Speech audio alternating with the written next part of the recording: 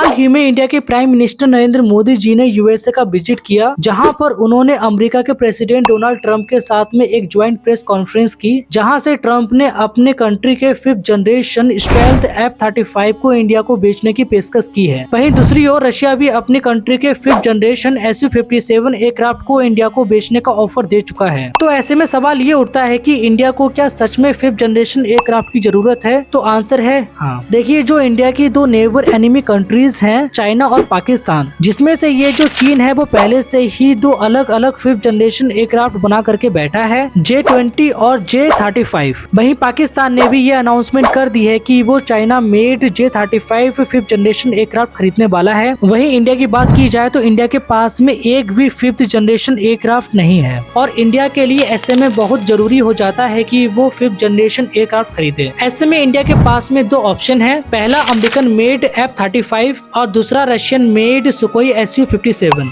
और ये दोनों कंट्रीज इंडिया को अपना 5th जनरेशन एयरक्राफ्ट बेचने के लिए ऑफर भी कर चुके हैं। ऐसे में इंडिया को अपनी डिफेंस पावर बढ़ाने के लिए और अपना डोमिनेंस साउथ एशिया में बरकरार रखने के लिए कौन सा फाइटर जेट खरीदना चाहिए? देखिए, दोनों एयरक्राफ्ट की अपनी अलग अलग विशेषताएं हैं, पर अगर मोटे मोटे तौर पर कंपैरिजन करें तो अमेरिका के एक F-35 की जो रियल कॉस्ट है वो $80 मिलियन से लेकर के $115 मिलियन के बीच है। वहीं रशिया के एक सुकोई Su-57 की कॉस्ट सिर्फ $35 मिलियन से लेकर के $54 मिलियन के बीच है, जो कि काफी कम है। यानी कि अमेरिका के एक F-35 की कॉस्ट इतनी ज्यादा है जिसमें रशिया के दो सुकोई Su-57 आ सकते हैं। इसके अलावा जो F-35 एयरक्राफ्ट है उसकी मेंटेनेंस का खर्चा भी काफी ज्यादा है। कई जानकार ये बताते हैं कि F-35 का मेंटेनेंस का खर्चा इतना ज्यादा है कि अमेरिका के खुद के पसीने छूटे पड़े हैं इसको मेंटेन करने के लिए, क्योंकि F-35 को जो 1 घंटे का उड़ाने का खर्चा है वो 30 लाख रुपए से ज्यादा का है।